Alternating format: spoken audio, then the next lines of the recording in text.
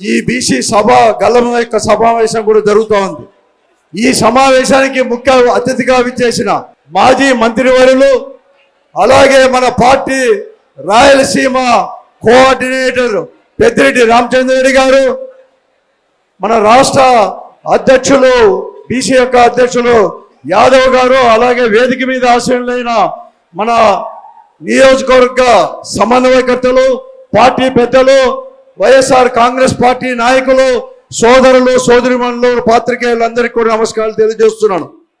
ఈరోజు ఇక్కడ ఈ బీసీ గలం అనే సభ ముఖ్యంగా మన అధ్యక్షుల వారు జగన్మోహన్ రెడ్డి గారి సూచన మేరకే అనంతపురం పట్టణంలో జరుపుకుంటున్నాం. ఎందుకంటే అనంతపురం జిల్లాలో అత్యధికులు బీసీలు కూడా ఉన్నారు. కాబట్టి ఈరోజు మనం ఆ రోజు అధికారంలో ఉన్నప్పుడు ఈ బీసీలకి ఏం చేశాం, ఈ రోజు ఇప్పుడు ఏమి జరుగుతూ ఉంది, మరీ ముఖ్యంగా అత్యధిక జనాభా ఉన్న ఈ బీసీలు కావచ్చు, దళితులు కావచ్చు, ఈ రోజు రాజకీయ పరిణామాలు ఇవన్నీ కూడా మనం అన్ని కూడా గమనించాలి. ఇవన్నీ కూడా చర్చించుకొని కూడా ఒక నిర్ణయానికి రావడానికే ఈ సమావేశాన్ని ఇక్కడ జరుపుతున్నామని చెప్పేసి మీకు అందరికి కూడా మనవి చేస్తున్నాను. అందుకోసమే సోదర మిత్రులారా, బాగా కూడా ఆలోచన చేయండి. ఆ రోజు 2019 ఎన్నికల ముందు బీసీ మనం అందరూ కూడా గర్జన అని చెప్పేసి అక్కడ ఏలూరులో కూడా జగన్మోహన్ రెడ్డి నాయకత్వంలో బీసీల యొక్క గలం కూడా ఆ రోజు కూడా వినిపించుకో. ఆ రోజు జగన్మోహన్ రెడ్డి గారు చెప్పారు, ఈ పార్టీకి, వైఎస్ఆర్ కాంగ్రెస్ పార్టీకి బీసీలు అంటే బ్యాక్వర్డ్ క్యాస్ట్ కాదు, ఈ రోజు బ్యాక్ బోన్ ఈ సమాజానికి అని చెప్పేసి మొట్టమొదట ప్రకటించింది ఆ రోజు ఏలూరు మహాసభలో, బీసీల యొక్క మహాసభలో అని చెప్పి మనం చేస్తున్నాను. అంతేకాదు ఆ రోజు బాగా కూడా చెప్పడం జరిగింది, ప్రతి సంవత్సరం కూడా ఈ బీసీలకు 15,000 కోట్ల రూపాయలు, అంటే మొత్తం 5 సంవత్సరాల్లో 75,000 కోట్ల రూపాయలు ఖర్చు చేస్తామని కూడా చెప్పడం జరిగింది. కానీ ఆ రోజు చెప్పిన దానికంటే కూడా మిన్నంగా కూడా 1,80,000 కోట్ల రూపాయలు కేవలం ఈ రాష్ట్రంలో ఉన్న బీసీలకు మాత్రమే ఖర్చు చేసిన ఘనత కూడా వైఎస్ఆర్ కాంగ్రెస్ పార్టీ ప్రభుత్వం అందే. అలాగే ఈరోజు కేవలం ఆర్థికంగా ఆదుకునేది కాదు, సామాజికంగా, రాజకీయంగా కూడా బీసీలు ఎక్కువగా ఉన్నారు కాబట్టి వారికి అధికారం అనేది కూడా ఇవ్వాల్సిన అవసరం ఉంది. అందుకోసమే మొట్టమొదటిగా కూడా 24 మంత్రుల్లో 11 మంది మంత్రులను కూడా బీసీ వర్గాల నుంచే చేసిన విషయాన్ని కూడా మీరు అందరూ కూడా గమనించాలని చెప్పి మీకు మనవి చేస్తున్నాం.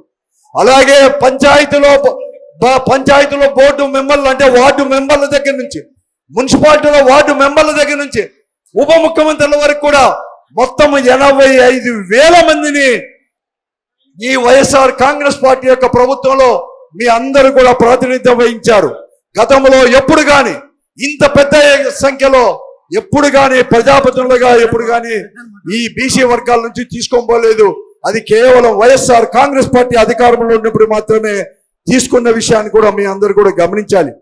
కానీ ఈ రోజు జరుగుతున్నది ఏముంది, ఈ రోజు ఏం చెప్పారు చంద్రబాబు నాయుడు గారు ఎన్నికల్లో, ఈ రోజు జగన్మోహన్ రెడ్డి గారి ప్రభుత్వం కంటే కూడా అనేక రకాల కూడా ఎక్కువ కూడా సంక్షేమ కార్యక్రమాలు, అలాగే అధికారిని కూడా కట్టబెడతామని కూడా చెప్పడం జరిగింది.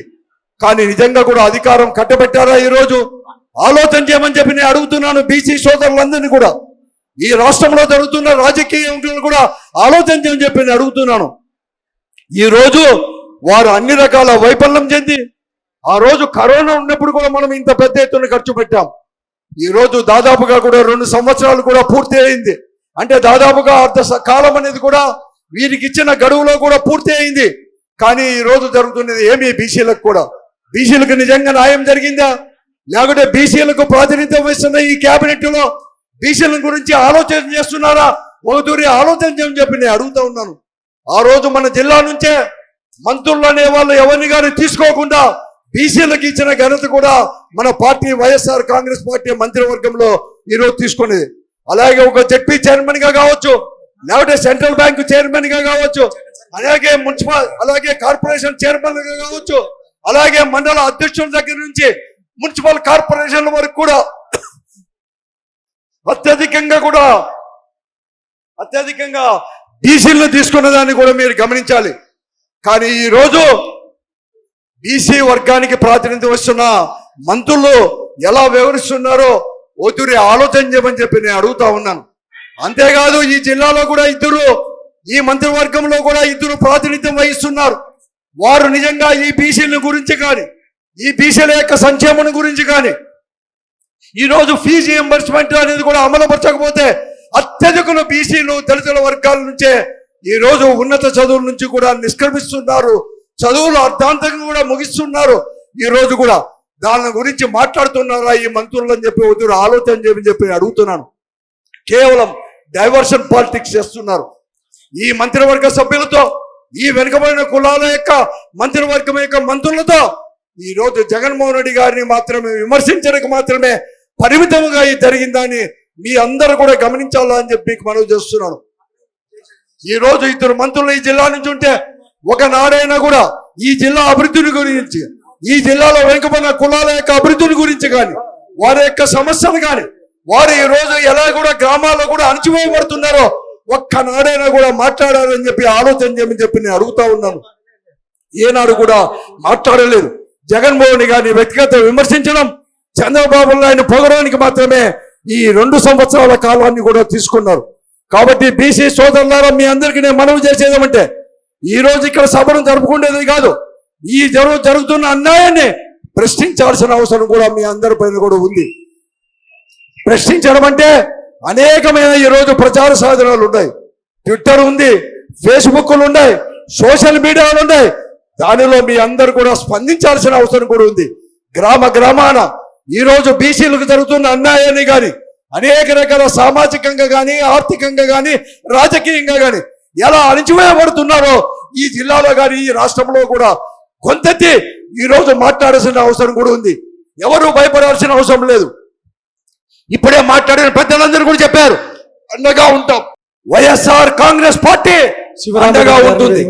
ఎవరు భయపడద్దండి, ఎక్కడో జరుచుకోవద్దండి, ఎదిరించండి, నిలదీయండి. పోలీస్ స్టేషన్లో కూడా అన్యాయంగా నిర్బంధించినా మీ అందరూ కూడా ఎదురు తిరగండి, ఇబ్బంది.